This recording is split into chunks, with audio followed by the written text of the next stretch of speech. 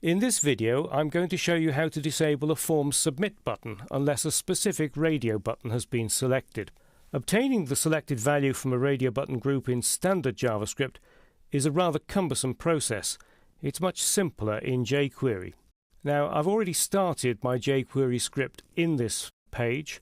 I've got a reference to the submit button, which I've stored in the variable button. And then I've used the jQuery attr method to disable the submit button when the form is loaded. So I need to get a reference to the radio button group.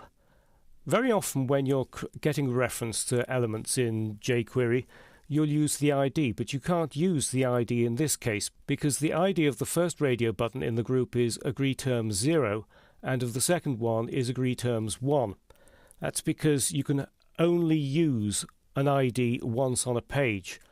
So the way to get a reference to a radio button group is to use an attribute selector using its name, because the radio button group uses the same name in each button. So let's create a jQuery object that references the radio button group. It's the input tag followed by a name attribute with the value agreeTerms. And I need to add a change event handler to that, so period and then change. And I'm going to select the third option down here so that Dreamweaver inserts automatically an anonymous function for me. Inside the anonymous function, I need to create a conditional statement that checks what the value of the selected radio button is. So if, and then to get a reference to the radio button, I'm going to use the this keyword, but wrap it in a jQuery object. The reason I'm doing that is because I want to be able to use the jQuery val method to get the value of the selected radio button. And the this keyword gets you the target of the change event. In other words, the radio button that has been selected. If you just use the this keyword on its own, you can't apply jQuery methods to it. And the way of getting the value is just so incredibly simple in jQuery. That's it. That will get me the value of the selected radio button. So I need to compare it with the value that I want, which is yes.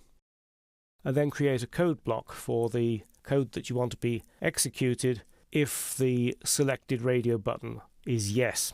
And so I want to remove the disabled attribute from the submit button, and the submit button is stored in the button variable.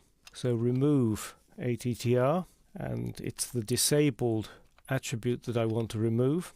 And I need to add an else clause, because if it's not yes, I want the submit button to remain disabled. And then just close that else clause, and that's the script complete. So save it, go into live view. You can see that the submit button has been disabled by this line of code here when the page loads. If I click the I agree to license, the submit button has now become live. And if I click this one, I do not agree, it's disabled again.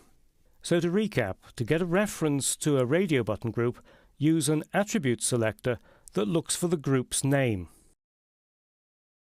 And the JavaScript this keyword gives you a reference to the target of an event, but you need to wrap it in a jQuery object in order to use it with other jQuery methods such as val.